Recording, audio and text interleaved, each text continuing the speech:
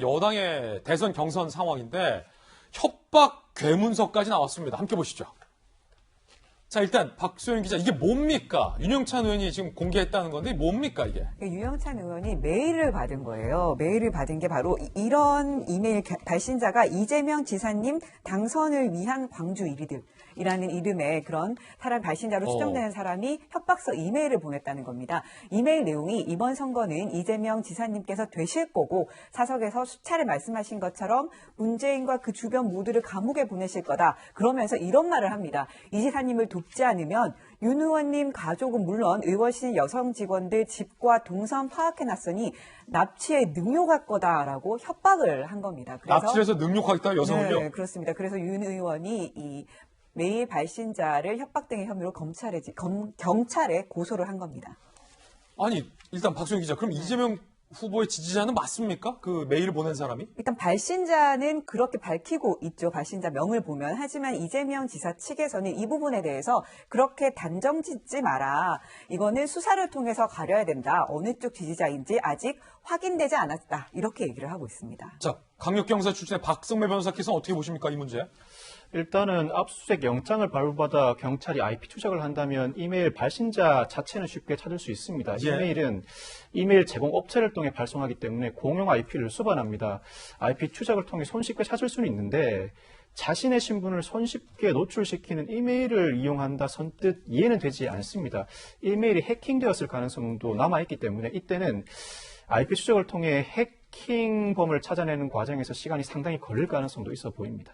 자, 그런가 하면 송영길 당대표가 이상민 의원 등에게 이른바 장애 비하 등의 문자 폭탄이 간 것, 특히 이재명 후보의 지사직을 내려놔야 한다라는 이상민 의원의 이 발언으로 인한 문자 폭탄들에 대해서 송영길 당대표가 이렇게 표현을 했습니다.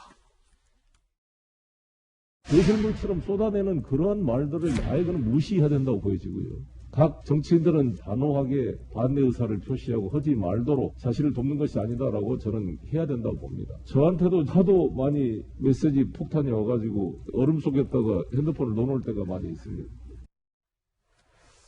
배설물.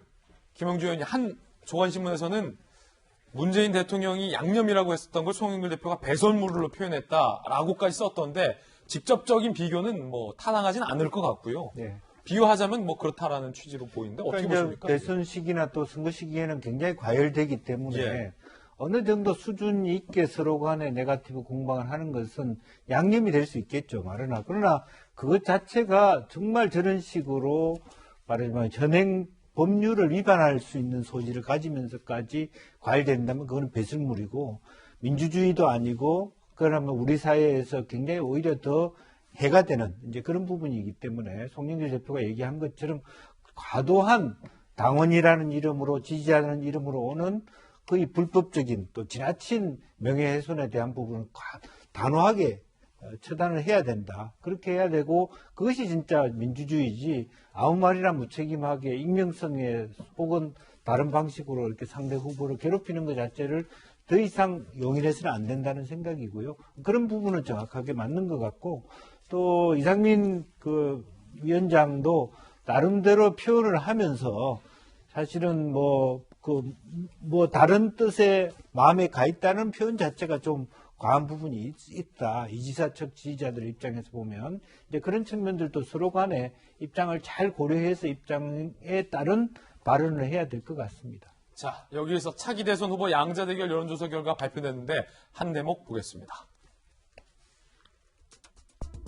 자, 윤석열 41.7, 이재명 36.3, 에서 윤석열 42.1, 이낙연 34.1, 지금 양자 대결 결과고요.